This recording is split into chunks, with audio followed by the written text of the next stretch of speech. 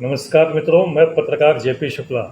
आज हम इस विषय पर बात करेंगे कि पार्लियामेंट में लोकसभा का स्पीकर आज चुना जाना है।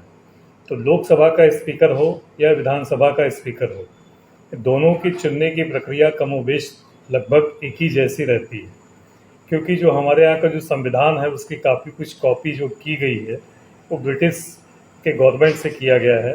जो ब्रिटिश का संविधान है वही हमारे भारत का भी संविधान है। थोड़ा बहुत संशोधन किया गया और बीच में वैसे भी कई दफ़ा कई प्रकार के संशोधन संविधान में किए गए हैं। तो अब आपको हम ये बताना चाहते हैं कि संविधान के मुताबिक विधानसभा अध्यक्ष या लोकसभा अध्यक्ष का चुनाव होता कैसे है। तो अभी तक जो हमने देखी है परिपाटी उत्तर प्रदेश की राजधानी लखनऊ में विधानसभा अध्यक्ष चुनने की, तो होता ये था कि सत्ता पक्ष और विपक्ष में काफ़ी अच्छा सामंजस्य बैठता था। तो ये जो भी विधानसभा अध्यक्ष होते थे वह निर्विरोध चुन लिए जाते थे। निर्विरोध चुनने की एक प्रक्रिया होती थी। वो ऐसी कुछ एक परंपरा थी ब्रिटिश में कि जिसे स्पीकर चुना जाना होता था और बहुत कोने में जा कर के पार्लियामेंट में या असेंबली में बैठता था छुप करके, और लोग दोनों सत्ता पक्ष और विपक्ष के लोग उसको ढूंढते थे और ढूंढने के बाद में कहते थे लो भाई मिल गया, और उसको इस तरीके से पकड़ के ला करके फिर वह विधानसभा अध्यक्ष की पीठ पर उसको स्थापित करते थे। और वहीं पर प्रोटेम स्पीकर उनको ये घोषणा करता था कि आज विधानसभा अध्यक्ष ये मनोनीत किए गए हैं। यही सेम प्रक्रिया लोकसभा अध्यक्ष के भी चुनने की होती है, जैसा कि हमने विधानसभा अध्यक्ष की प्रक्रिया चुनने की बात आपसे बताई। अब आपको बताते हैं कि ये नौबत क्यों आती है चुनाव की। जैसे आज पार्लियामेंट दिल्ली की लोकसभा में ये नौबत आ गई है कि लोकसभा अध्यक्ष का चुनाव होगा, तो सत्ता पक्ष की तरफ से ओम बिरला जी हैं और विपक्ष की तरफ से हैं, तो दोनों पक्षों का अब चुनाव होगा। आमतौर पे ये होता था कि चुनाव नहीं होता था, लेकिन जैसा कि आपको बता दें कि विधानसभा अध्यक्ष उत्तर प्रदेश में जो चुने गए थे जब योगी सरकार बनी थी 2017 में, तो पूर्व जो कि तत्कालीन हृदयनाथ दीक्षित जी थे वह बहुत कोने में बैठे थे।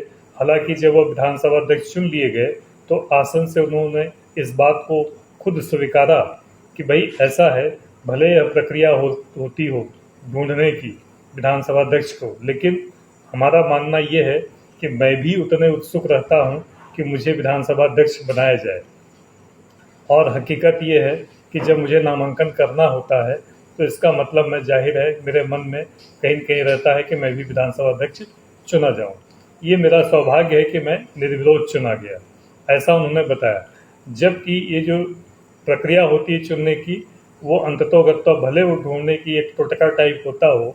जैसे कि आपको बता दें कि थोड़ा सा आपको उदाहरण देंगे कि बजट कुछ जो शब्द है वो बजट का आशय होता है एक बैग। वो जब अमेरिका में ब्रिटेन में बजट वहाँ पे लागू किया गया तो एक बैग लेकर के आते, तो बैग का अर्थात होता था कि इस बैग की पोटली में जो धन है वही बजट का स्वरूप तय करेगा। तो इसी तरीके से विधानसभा अध्यक्ष का एक टोटका होता है, उसको वो खोजते हैं पार्लियामेंट में असेंबली में। तो जब विधानसभा अध्यक्ष तत्कालीन हृदयनाथ दीक्षित ने बताया कि जब चुनाव होता ही है तो यह चुनाव की प्रक्रिया ही होनी चाहिए, बल्कि खोजने की प्रक्रिया नहीं होनी चाहिए अगर हम निर्विरोध हैं। तो अगर निर्विरोध नहीं है तो फिर हमें नामांकन करना ही है, चुनाव लड़ना ही है, जैसा कि पार्लियामेंट लोकसभा में आज होने जा रहा है। अब आज वहाँ पर निर्विरोध लोकसभा अध्यक्ष नहीं होंगे, ये तो तय है। हालांकि यह भी तय है कि एनडीए के नेतृत्व में बनी भारतीय जनता पार्टी की सरकार उसी का लोकसभा स्पीकर होना माना जा रहा है। हालांकि जब तक परिणाम आ न जाए तब तक ये यक्ष प्रश्न बना रहेगा, लेकिन यह तय है कि अंततोगत्वा विधानसभा यह हो या लोकसभा हो, उसमें सत्ता पक्ष का ही अध्यक्ष होता है। और जैसा कि पार्लियामेंट में भी आज शाम तक यही परिणाम देखने को नजर आएगा, क्योंकि लोकसभा में भी जो एनडीए का बहुमत है, उनके जो सहयोगी साथी हैं उनके ज़्यादा सदस्य हैं, और इंडिया के जो साथी हैं उनके पास उनकी अपेक्षा कम साथी हैं। इसलिए लोकसभा के स्पीकर के पद की जो चुनाव की प्रक्रिया थी, जो मैं आपसे चर्चा करना चाह रहा था कि यह निर्विरोध होना या फिर ये ढूंढने का जो टुटका होता है, यह दोनों एक असंवैधानिक हैं। यह एक भावनाओं के तरीके से क्योंकि भावनाएं ये होती हैं कि हमारा जो अध्यक्ष होगा वह निर्विरोध होगा। लेकिन चुनाव की प्रक्रिया ज़रूरी होती है क्योंकि उसका नामांकन किया जाता है।